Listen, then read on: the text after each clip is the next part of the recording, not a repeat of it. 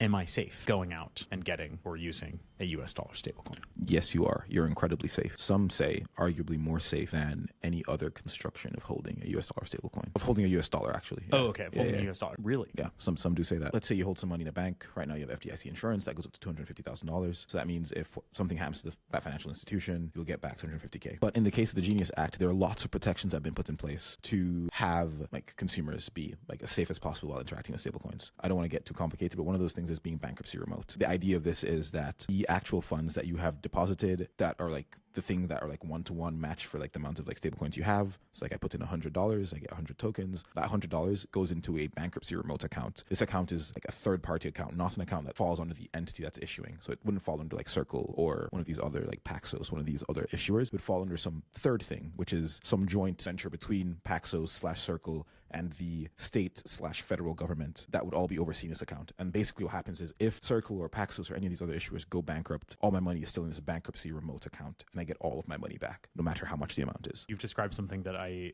think is both very simple and also somewhat complicated because it's like you're describing corporate structuring things. You were pointing out that Circle is a real company. Yeah. As we know, companies have from time to time gone belly up. They have gone bankrupt. What happens in the context of a company bankruptcy is the assets get, whatever happens to those assets happens. There are bankruptcy proceedings, bankruptcy law, these kinds of things. I think people maybe have heard people talk about the FTX stuff where it's like they're going out and like selling these assets and trying to make the creditors, the shareholder, whatever. That in theory could be an issue if you are someone who is holding Circle's stablecoin because Circle might implode. What you are saying is that federal law now for a U.S. issuer issuing stablecoins focused on or available to U.S. consumers, there's very clear law that says their assets, like the assets of the company, so that might be the company's office or a bunch of monitors or laptops that they hold, these don't get mixed with the assets that back